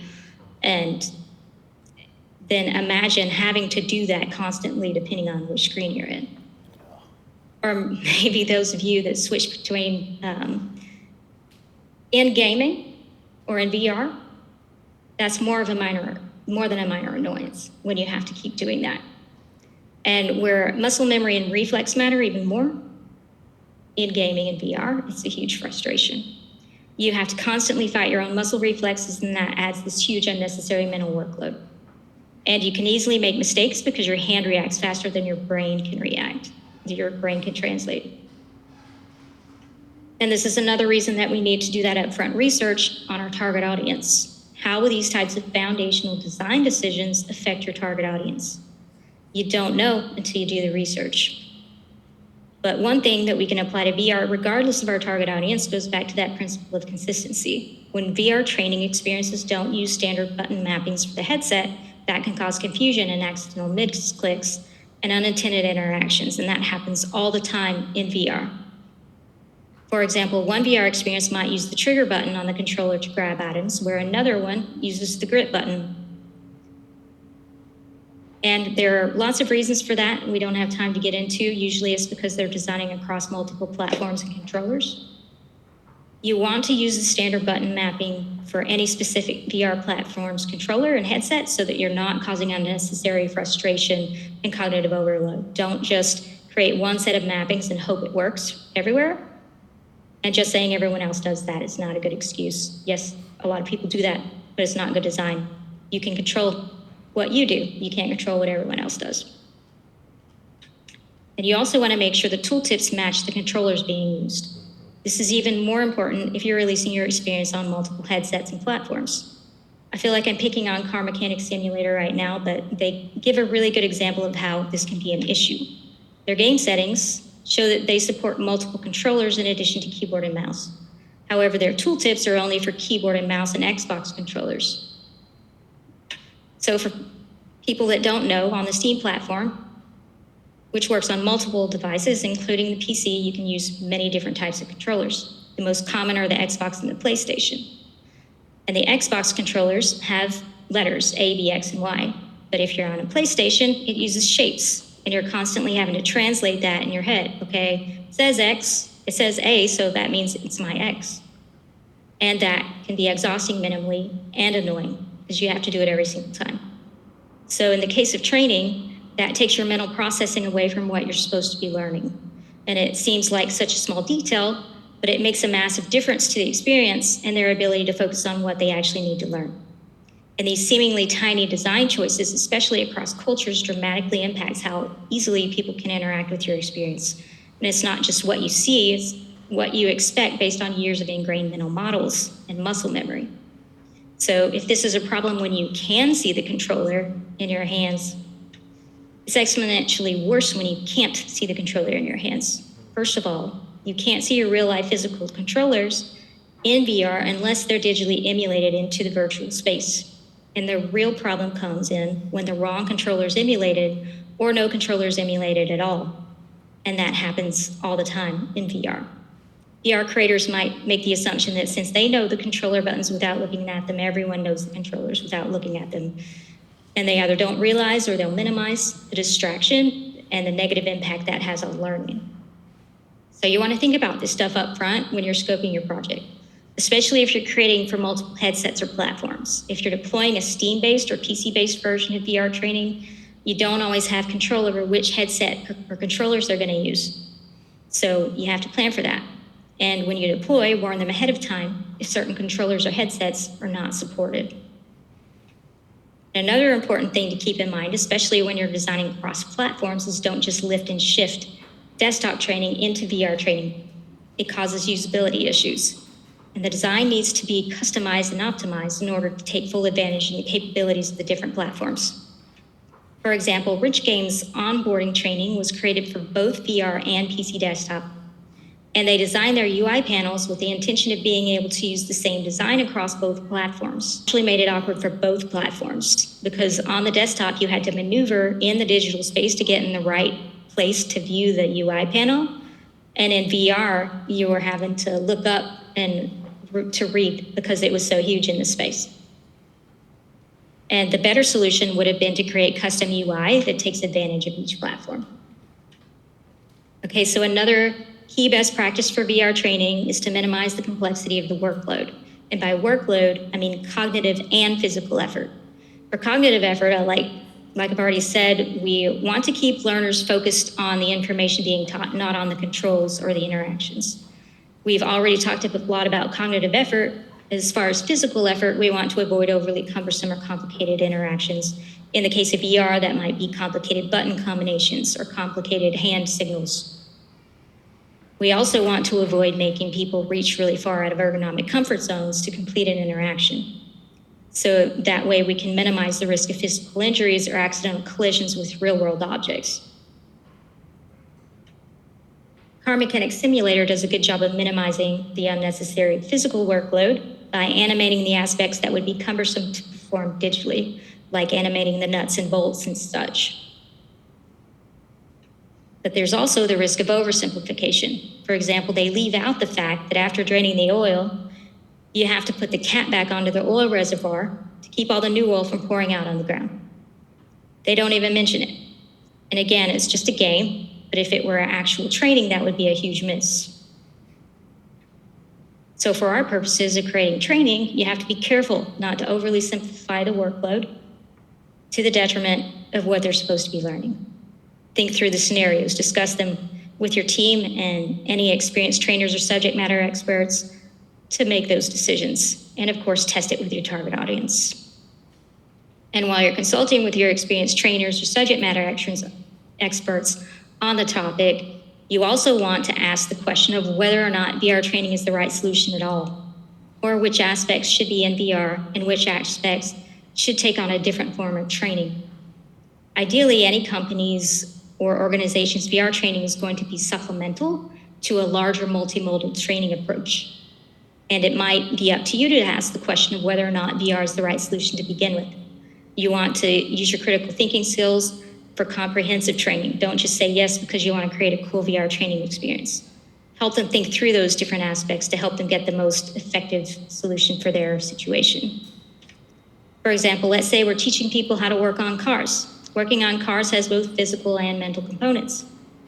You need physical strength in some situations, and you need finesse in other situations. And you need the ability to identify and diagnose and fix problems, sometimes based on visual cues, sometimes based on olfactory cues, and sometimes based on audio cues.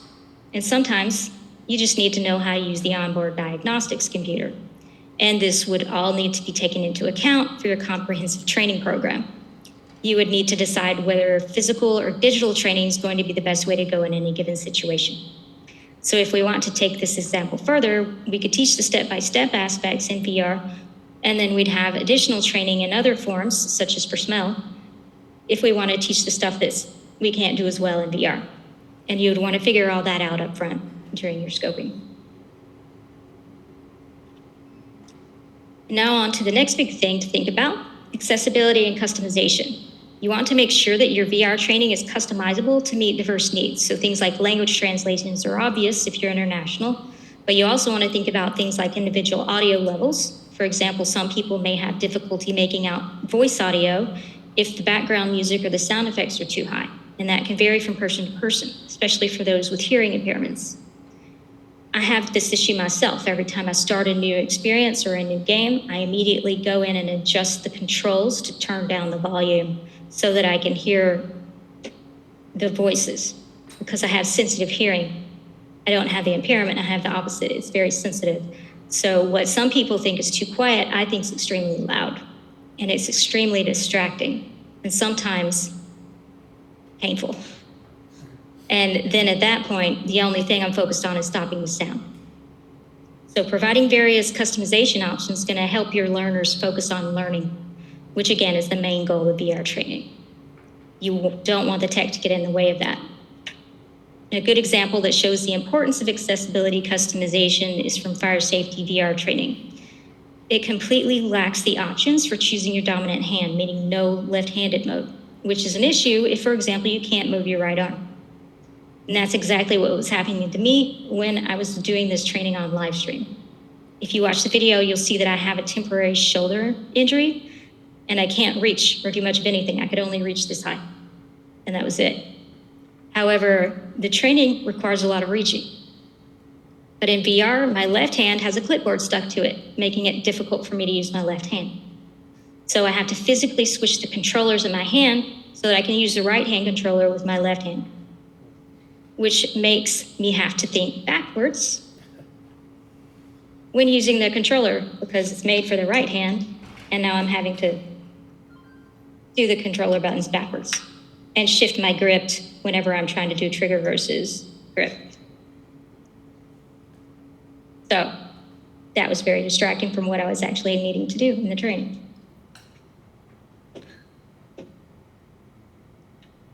And it's a very common trend in VR for training to have, for somebody to have a clipboard. And that's for various reasons. And this causes accessibility issues if they can't dismiss the clipboard or they can't choose which hand they're using. So you need to take these things into account when you're designing your training. Setting up both controllers to be able to grab objects is the basic setting in your VR rig when you're setting it up in Unity that you can do before you do any other work. And I did try it, and you can actually grab with the left hand in fire safety VR training, but it's not obvious. And since the clipboard's there, you automatically mentally dismiss that as an option. It's also really awkward since you can't see what you're trying to hold, what you're trying to grab. And another common accessibility issue is when UI elements are stuck to a HUD or a heads-up display. And these are the elements that stay fixed in your view and move when your head moves. They can often be unreadable for people with vision impairments or for people who wear corrective lenses like glasses, because your text moves with your head, and that means you can't move closer to see it. So if you have a vision impairment, you can't move closer to see it. Or you can't move your head to focus on the right part of the glasses lenses. And I've created an emulation of how sticking elements to the HUD can affect people with corrective lenses, especially for those with bifocals and progressives. If you look at where the pink arrow is pointing, you'll see that they place their success feedback messages, their little toasts, up in an awkward position for everyone. You actually have to look up to where your eyes start hurting. And that's regardless of whether you're wearing glasses or not. It's very uncomfortable. And again, this is because they designed the UI to work on both the desktop and VR. They did not customize it to each platform. And with bifocals, progressives, it's worse because the object that you're trying to read has to be at a specific location on the lens for you to be able to read it. And that would be regardless of whether you're using lens inserts or eyeglasses under the headset. You still have to move your head to see it. So if something is stuck to your HUD, you can't do that. And that's just how they work. So all of that being said, accessibility isn't just a nice to have, it's essential for creating VR training that's effective for everyone in your target audience. So we've talked about some of the basic UX best practices. Now, how do we make the learning stick? How do we make it meaningful? What drives people to want to keep learning? And what keeps them engaged? Things like feeling competent, like you're actually getting better at something, having some kind of autonomy or control over the experience, the ability to digest information at your own pace. These things give you confidence to keep going. If you feel like you're just really bad at something, you're probably going to quit. You're not very likely to stick with it, and your motivation plummets. You stop practicing. People also need to practice to solidify what you're learning. Just being told something once or being shown something once is rarely enough. You need repetition and application. And we can see great examples of this in both Oculus First Steps and First Contact. They let you practice every step of the way, and they give you little game cartridges to practice specific skills, and they let you practice as many times as you want so you can gain confidence at your own pace, and that's very effective. However, on the other hand, fire safety VR training prevents you from being able to effectively practice some of the steps that it's training you to do. They set up fixed teleportation pads instead of allowing you to freely teleport around the space. And the placement of those pads prevents you from being able to reach objects, which is the way it goes back to accessibility. And then that placement also prevents you from effectively checking the rooms for the people that you may need to help out of the building as you're evacuating. And that is one of the steps that it gives you to do. But the teleportation pads aren't placed in locations that would let you step into the doorways. You can only peek around the corner and see part of them. So the design hinders the practice of what it's teaching you to do, which is an example of designer technical decisions getting in the way of the purpose and the goal of the VR training experience. And that brings up the next point, and that is that you also want to ensure that you're providing contextual and realistic training. And this is especially critical for safety training or for certain job skills like surgery. This is where you want to involve experienced trainers and subject matter experts for the topic you're creating. You need to ensure that the content isn't just accurate, but it also applies to real-world situations. You don't want to miss critical steps. For example, the one I mentioned earlier with failing to teach you to replace the oil cap on the reservoir so the oil doesn't fall out. Yes, that's just a video game, so it's not a big deal. But when you're designing for actual training, that's a very big deal. Another example from Car Mechanic Simulator is that it didn't include training on how to safely use a car lift. If this were actual mechanic training and not just a video game, that would have been a very huge omission with real-world consequences. And like with fire safety VR training, which is actual safety training, there's an NPC standing right next to the fire, but he isn't reacting at all to the alarm or anything. Sparks are practically hitting the guy's back, but he's not responding. And that NPC behavior is incredibly unrealistic for multiple reasons. They also have you call emergency services from a wired phone inside the building near the ongoing electrical fire that's on the same wall, with the guy spaced out, staring at the opposite wall. That's not just unrealistic, that is dangerous. And these types of design choices undermine the whole point of safety training. We want to make sure that the skills learned in VR actually apply to the real world, which brings up another critical point to keep in mind.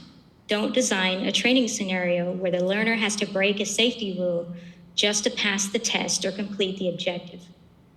I see this all the time. It can undermine the purpose of the training, and it can create dangerous habits by rewarding unsafe behaviors. And that's the opposite of what you want. But you'd be surprised how often that actually happens because someone prioritizes a technical decision over the actual goal of the training. And I briefly mentioned it a couple of times now, but letting people go at their own pace is very important for effective training. Give them the option of when to proceed to the next step. We all process information at different speeds, and this way they're free to take however much time they need to read, listen, digest the information. This is even more important if you're using VR training in a classroom setting. There could be back and forth conversations with the trainer or the classmates while you're in the headset, so you need to be able to manage all that stuff that's going on. Letting the learner have to control over when to proceed helps manage all of that. You don't necessarily have to use the next button. There are many ways to solve this creatively. For example, First Steps uses triggered events to progress the content. Once you successfully complete one step, it triggers the next prompt, but they do it unobtrusively. The voiceover tells you once the instructions, and then the text instructions are placed on the wall so you don't forget the next step. And then a tooltip will show up on the next object that you're supposed to interact with, and it just patiently waits for you. There are no annoying flashing arrows or sounds to pressure you, so you have the choice of either continuing on to the next thing, or you can keep practicing the step that you just completed. There's no pressure to hurry up and continue. And this experience is a great example of good VR training. You always want to accompany voiceover instructions with text in world, and you want them to go at their own pace for multiple reasons, but most importantly, for clarity and accessibility.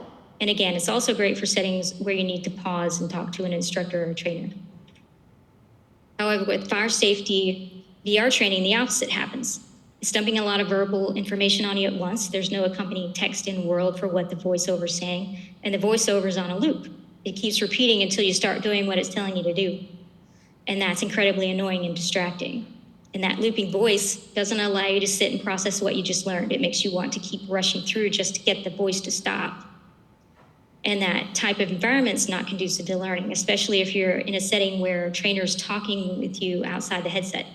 The voiceover in world will make the crosstalk impossible to understand. And it's a lot of information overload. You want to give people time to process the information at their own speed, and you want them to judge for themselves how long they want to practice before they feel confident enough to proceed to the next step. You don't want to control how much they practice, because different people will need different amounts of practice. And if you're concerned about competencies in step-by-step procedures, you can have a separate module within the training to test competency. Give them a learning sandbox area and then give them a competency test separate. And I've been talking about VR this whole time, but what about augmented and mixed reality? The best practices and the considerations are going to shift here, which could be a whole other talk. You're not going to have as much of an issue with motion sickness. Locomotion is going to be physical. Your body movement is going to match what your eyes see, although you will still have to think about animations of the digital objects, since there's still a risk for motion sickness depending on how you design those animations. This technology is really going to excel in field training and on-the-job training, where you're interacting with real-life objects that are augmented with digital information. The principles for quality training will remain the same, but the execution will look different. And the biggest shift for designers is going to be the UI. For all forms of XR, you need to break free from your 2D panel thinking and start thinking spatially in 360-degree, three-dimensional space. And you're still going to want to avoid sticking UI panels to the HUD for multiple reasons, like with that wrench example.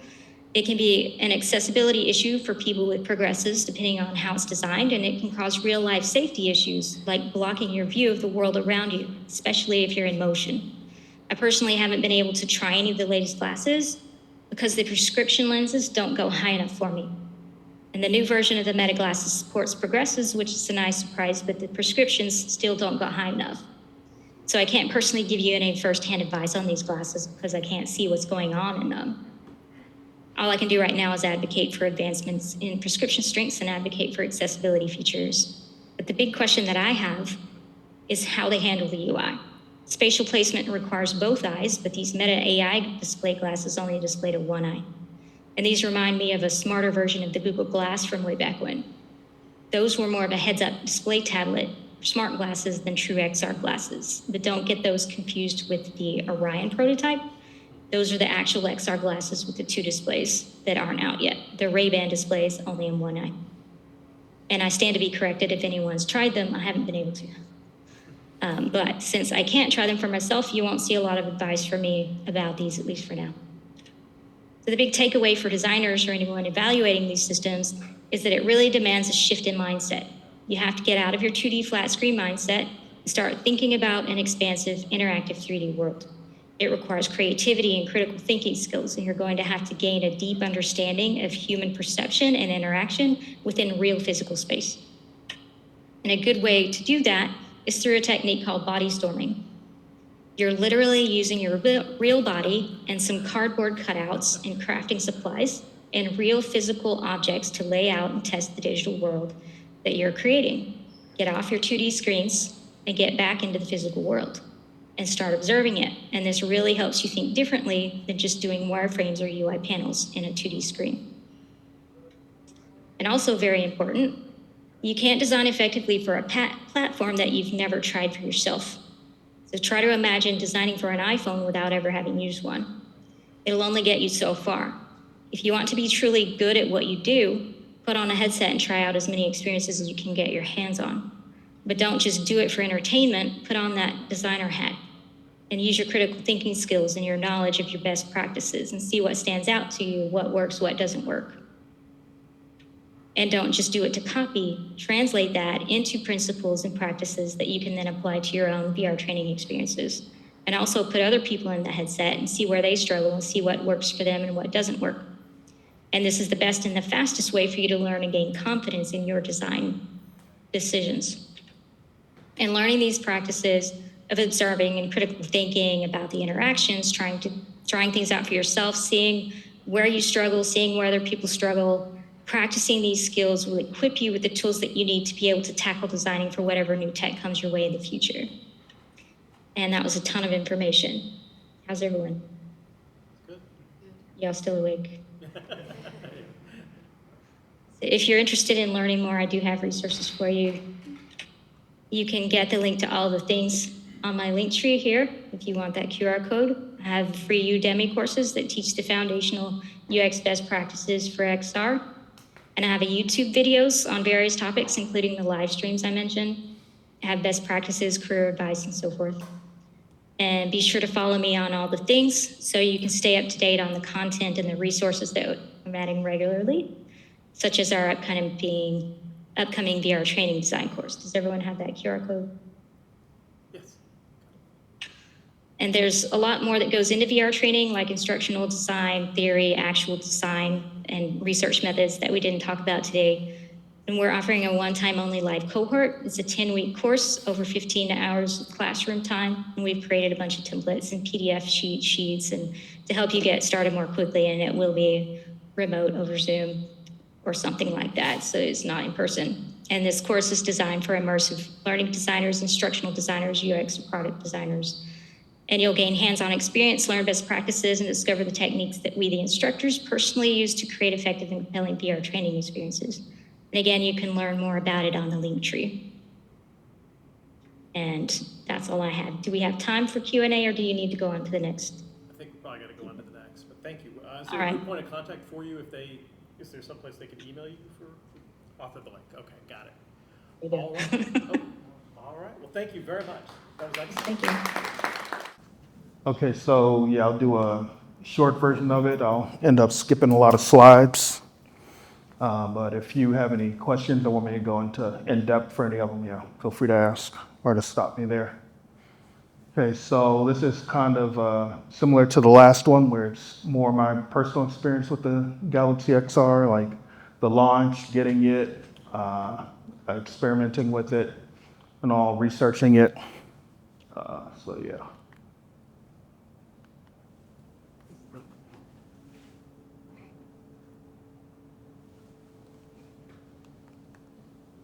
Okay, there we go.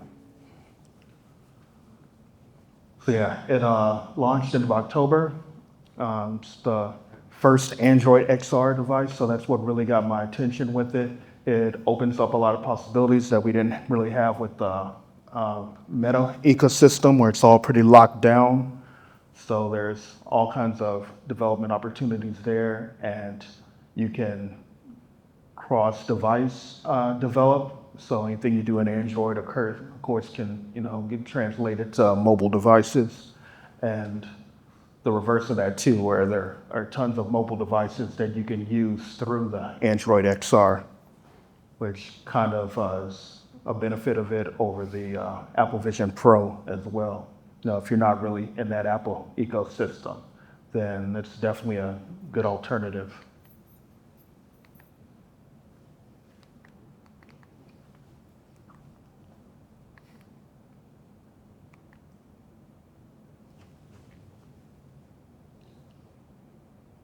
Okay, so this is just kind of like a general timeline of how we got to where we are. Of course, started out with the Google Glass, the HoloLens.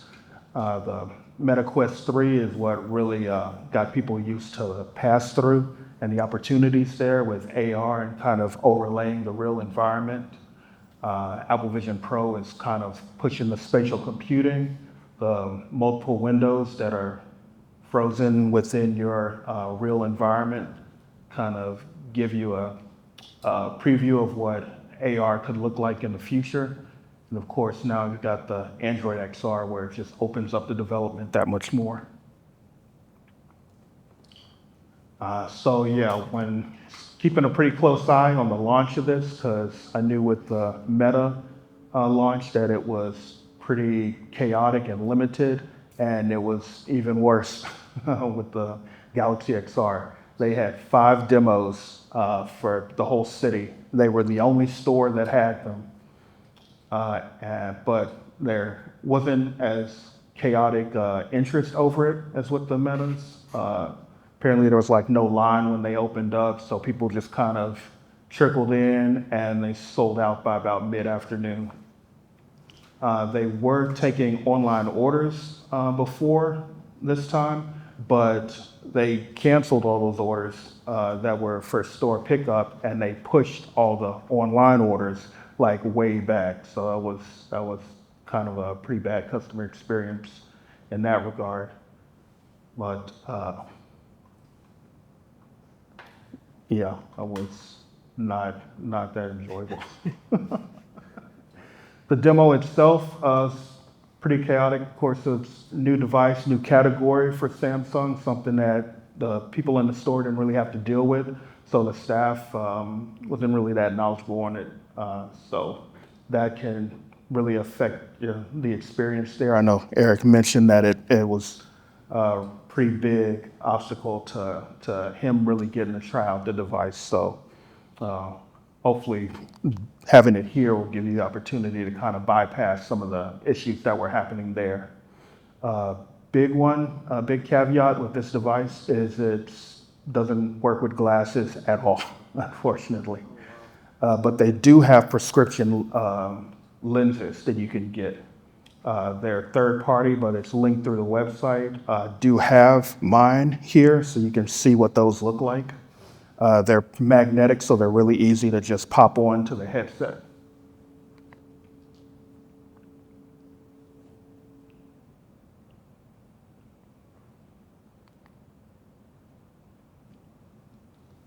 Okay, now input to the device is really interesting. It's got eye tracking and hand gestures, and they pair really well together.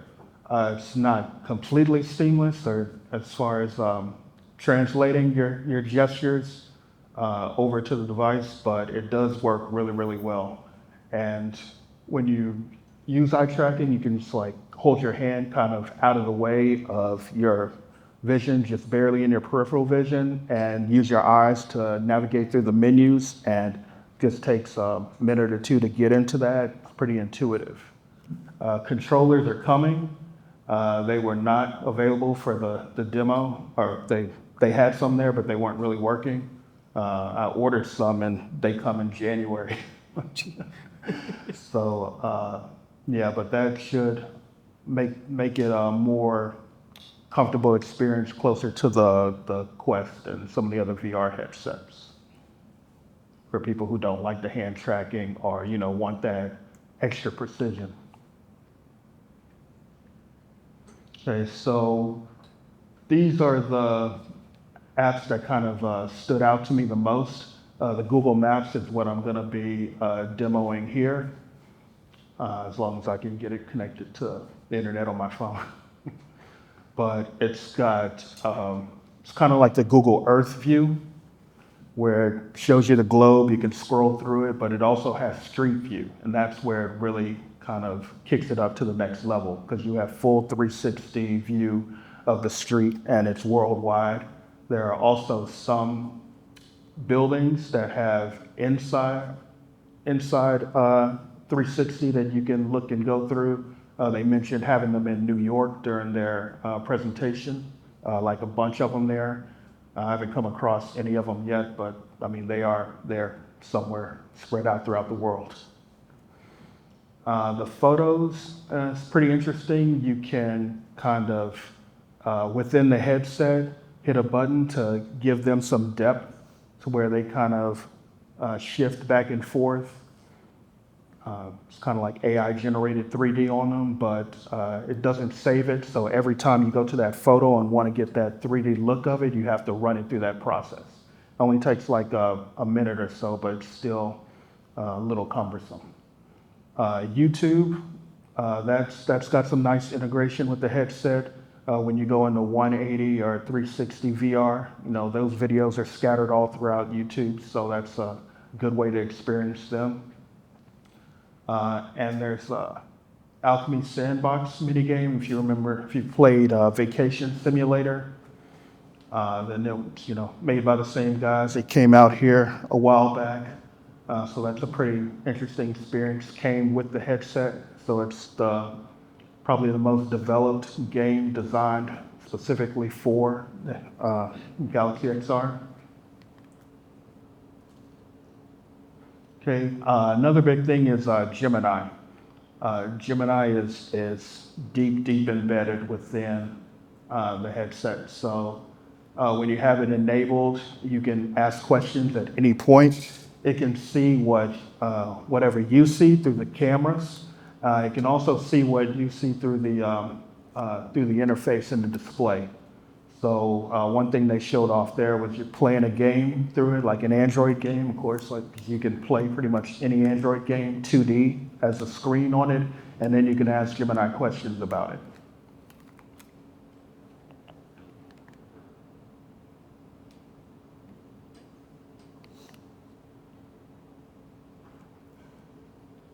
Okay, now I've got a bunch of screens on specs and stuff like that. Yeah, so comparing it to the Apple Vision Pro, price definitely a huge factor. There is a sense of quality difference between the two. And for media consumption, Vision Pro is well above the Galaxy Experience, but the Galaxy Experience is still really nice media-wise as well. And all the link to the spreadsheet is going to be on, or link to the presentations in Discord if you want to see all the more technical stuff. Yeah, so they've mentioned that they've got some glasses coming out, so this is kind of their milestone towards like the true AR glasses where you can just be out in the world wearing them, because this headset, it's more of a one location type of thing.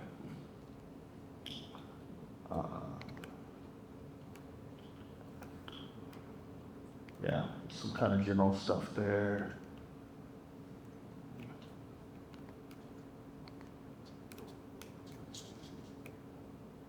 Yeah, okay, and yeah, this is kind of the same thing where slowly moving towards the glasses as technology gets better. Okay, so it's kind of a overview of the things that are kind of in my peripheral for what device kind of falls in where.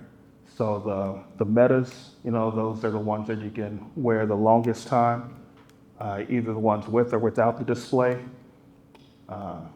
Suitable for wearing them in public. You know, I go out all the time wearing them. I don't feel awkward or like a glass hole like, you know, back in the day.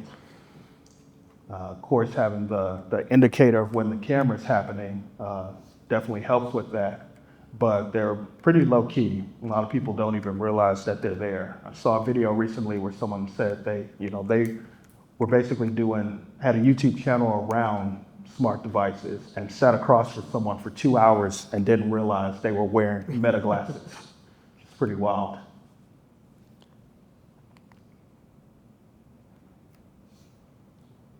Okay, so who are these for? Of course, enthusiasts, definitely top of the list. If you're a developer, you want to get a jump on Android XR becoming more widely available and shifting more towards smart glasses. It's definitely a good starting point. You're in the Google ecosystem, you know, you've got your photos in Google, you know, YouTube, Chrome. If you use Gemini a lot, then it's amazing for that. Google Maps, of course.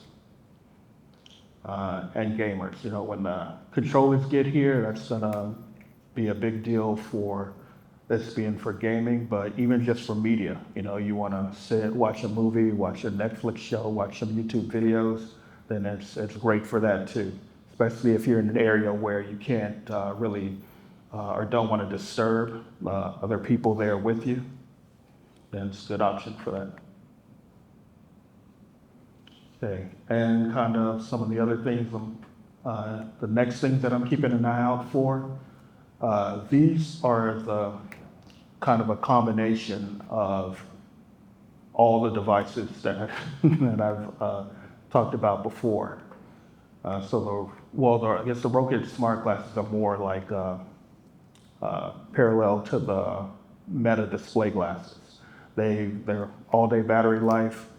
They're the dual display instead of the mono display, so they won't have the issue people are worried about with eye fatigue.